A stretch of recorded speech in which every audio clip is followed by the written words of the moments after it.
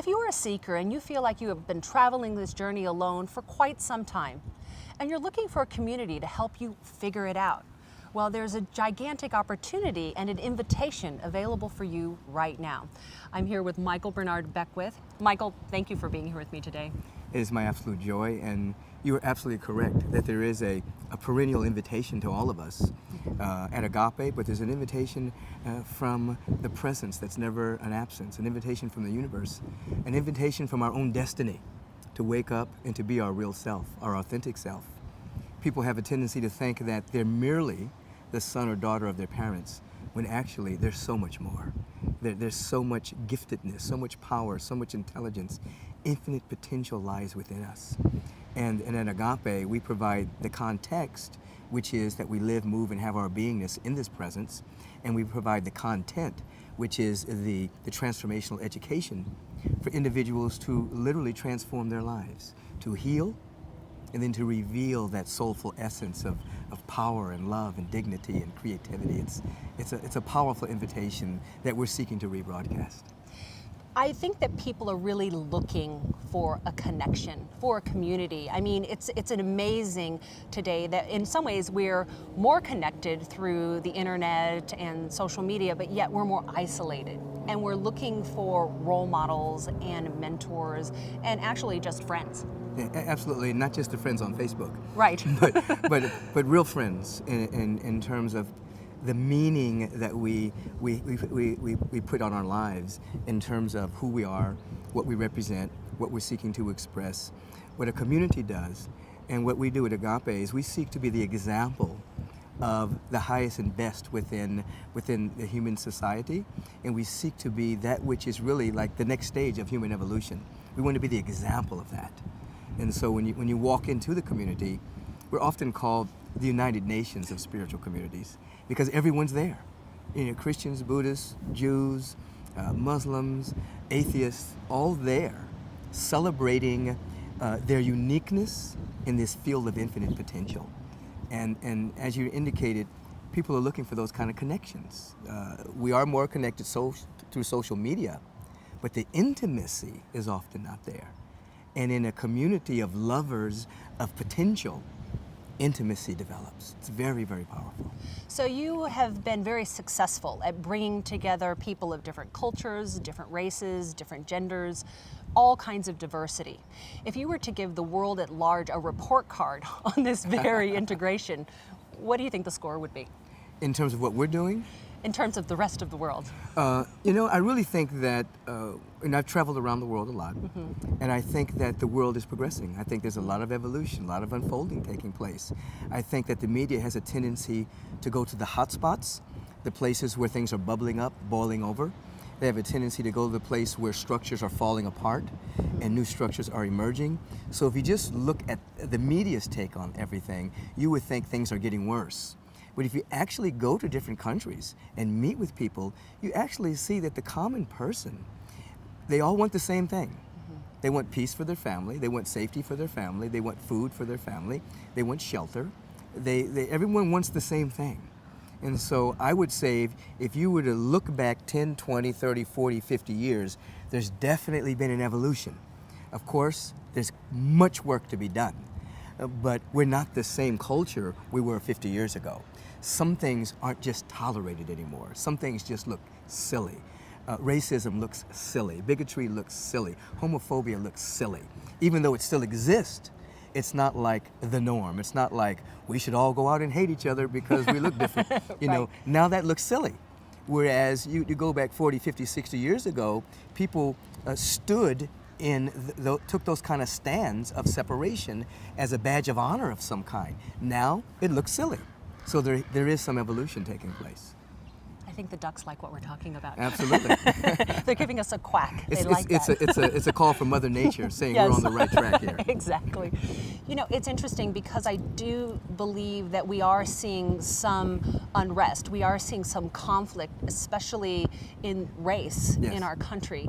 And it seems like there's some confusion as to how to approach that. You know, on one hand, there's a peaceful solution and people want what you're talking about. Yes. And then we're also seeing another response that is more aggressive. Where is this practice of nonviolence, and how can people learn what that option might look like? Absolutely. Let me cover it from two ways. Okay. First of all, people are talking about the state of emergency that's taking place in many of our countries, whether it's St. Louis, whether it's Baltimore, Los Angeles, whatever. And I would say that that state of emergency has been in existence for a long time. Right. And like a lot of those issues have been buried for many, many years. So it's not like this just suddenly showed up. Right. Okay. So I think with the advent of the iPhone, the advent of media, the advent of people taking videos, the advent of media covering these things, it looks like it's at an emergency level, but it's at a level now where it's being uncovered. And that's a good thing. And I think we're getting more validation from Mother Nature. Yes. So that's a good thing that now what used to be swept under the rug, we have to now face. So it's time for us as a culture to grow up and face these particular issues, whether it be the Justice Department, the legal system, police brutality, whatever the case may be. And so if in fact we're prone towards violence in handling this situation, then what happens is the media covers the violence, but loses the message as to why the violence is even there. So, you know, I've been the co-chair of the Season for Nonviolence for a number of years. And what we seek to do is to bring these issues to bear, but also begin to cultivate solutions and to cultivate ways of being in the world that deal with the systemic issues of these problems, but do it in a nonviolent way. It doesn't mean you turn your head away from the problem. It means you learn to, one, articulate the vision of the possibility. So you would take these structures, whether it be the Justice Department, whether it be the legal system, or any the prison industrial system, and you actually begin to cultivate what is the possibility here? And then secondly, how can we walk in that direction? So just venting about it, or just, of course, you know, when something is bottled up for a long time, there is going to be some venting.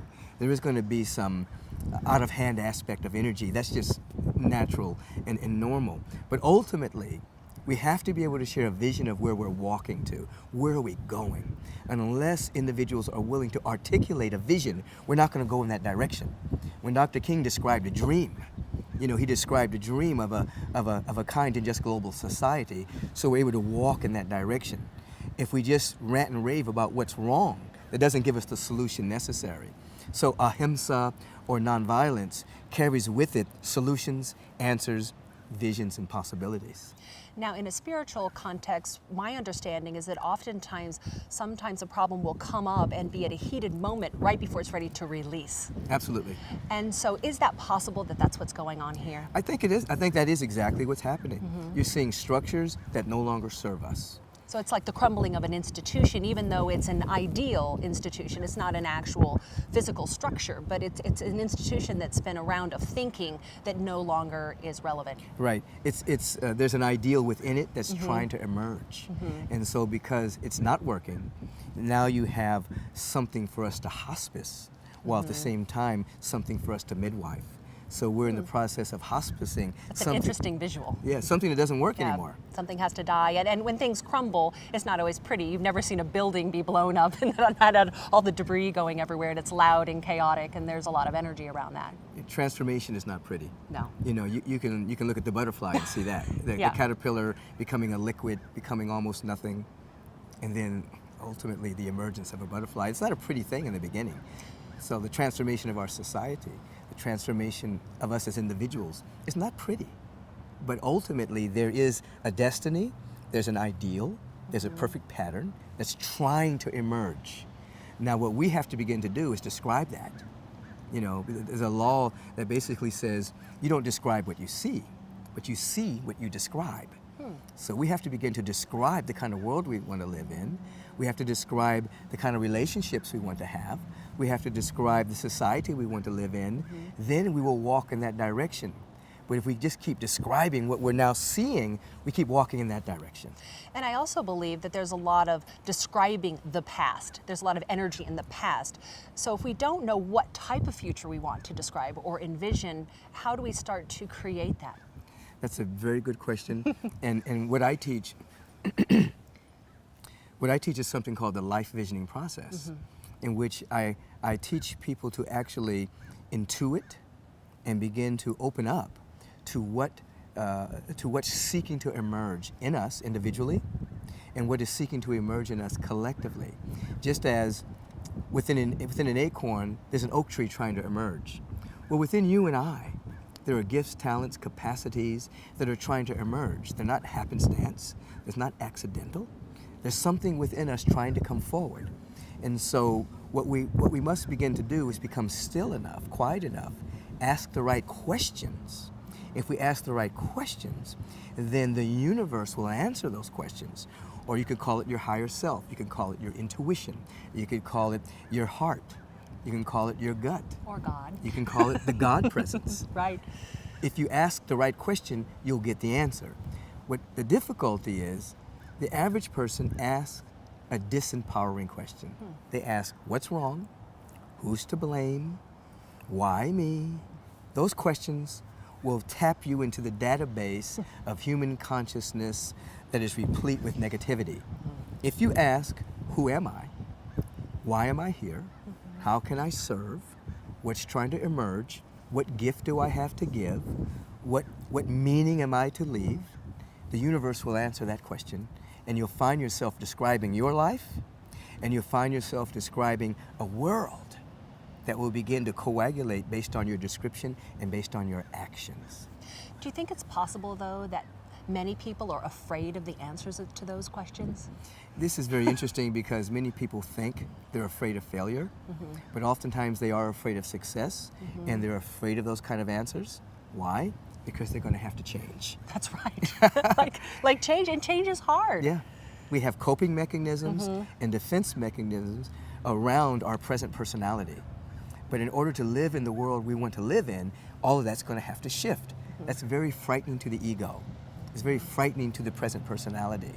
And so we have to literally recalibrate our nervous system. We have to recalibrate our minds, our intentionalities to a higher frequency. And that scares people. Sometimes they'd rather stay small and safe rather than to live up to their highest destiny and actually allow for the old crusty parts of themselves to die. You know, it's interesting because I think that we can either allow ourselves to change easily and gracefully, or we go kicking and screaming into our destiny, but that change is inevitable. It's inevitable. How it happens. The universe is progressive. God is infinite. We're going to grow. We're gonna grow through pain. I like to say we're pushed by pain until we're pulled by a vision. So we're either being pushed by the progressiveness of the universe, which is painful, until we catch a larger vision and begin to describe it and walk in that direction. We're gonna go. So are we gonna go painfully, or are we gonna go pleasantly? So is now the time of an individual vision, or is now the time of a community vision? Now is the time for community. When you study history and you look back, you'll see that there were singular beings that held a very strong core value or power. You can go to the avatars of Moses and Jesus and Buddha and Krishna and Kuan Yin and other individuals, Mohandas K. Gandhi, Dr. Martin Luther King Jr., Nelson Mandela, strong personality figures that held the vibration. Now, the amount of energy that is needed for us to shift the culture is going to come through community. The second coming is through community. The second coming is through the collective, not through the singular. So collaboration is actually the next stage of human evolution. The rough individualist is dying, and the individual that can commune, develop community, and collaborate with so-called others, because we're all really one. That's where the juice is. So what do you think is possible for your community? What is your vision as a community in the not so distant future?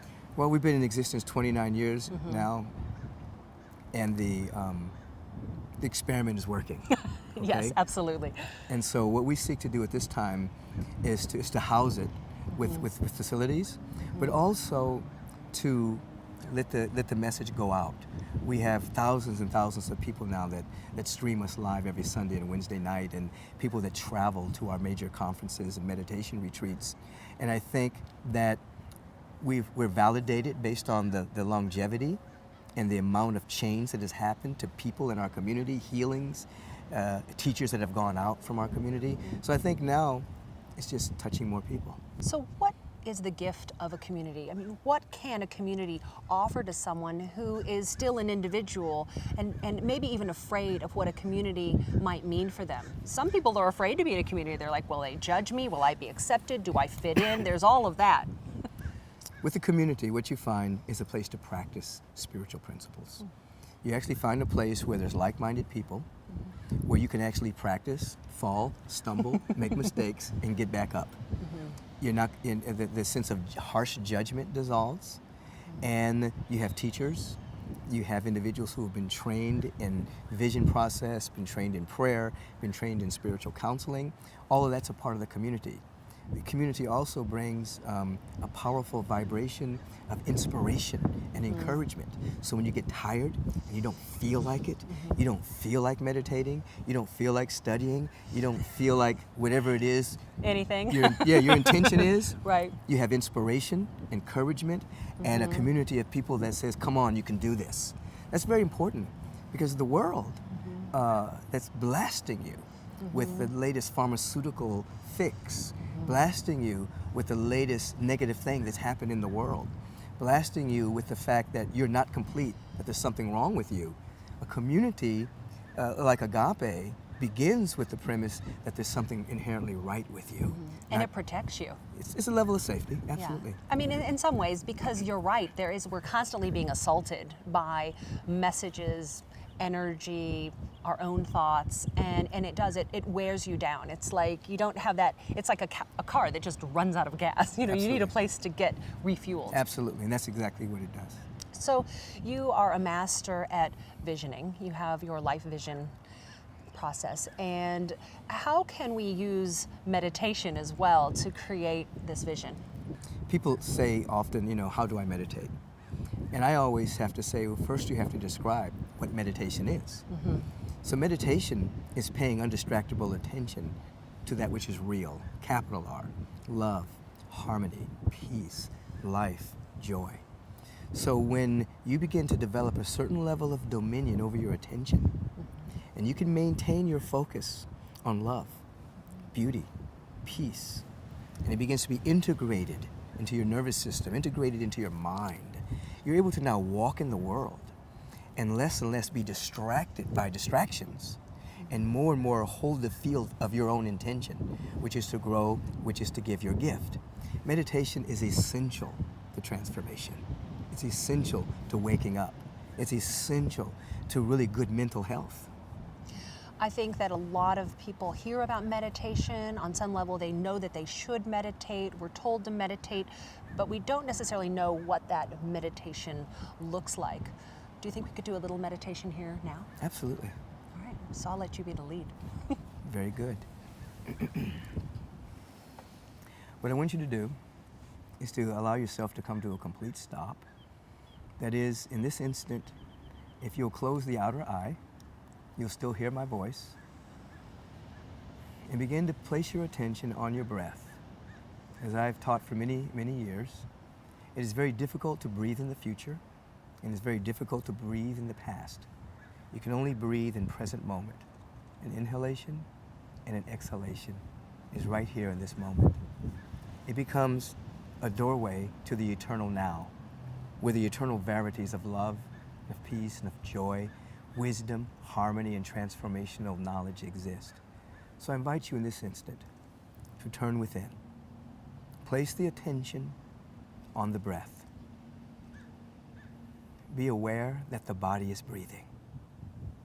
Be aware that you don't have to help the body breathe. You can watch the body breathe. You can watch your breath.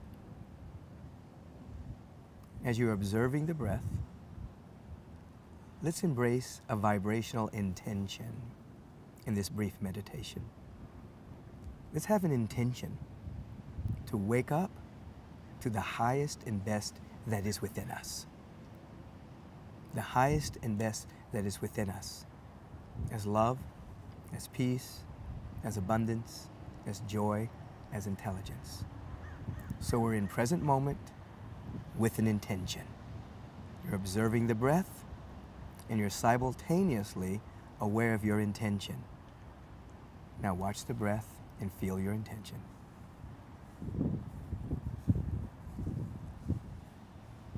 If the attention drifts, you come back to the breath and you begin again, and you intend to wake up to the highest and best within you.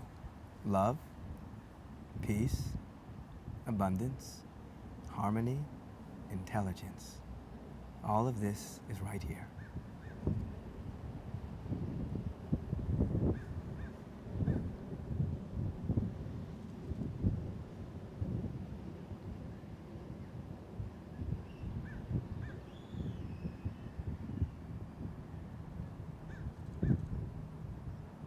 You have dominion over the attention, breath, and intention is creating a space for you to wake up to who and what you really are. We give thanks for this precious moment, as brief as it is. We give thanks that all of eternity is loaded into this moment. And spiritual liberation,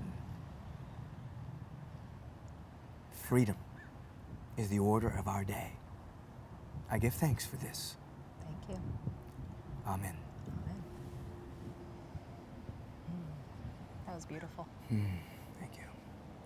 You know, it's interesting, even as we're doing it, you know, the ducks are quacking and the cars are going by. I mean, that is just so true about the world that we live in. The idea is, after a while, you can become aware of distractions, but you're no longer distracted by them.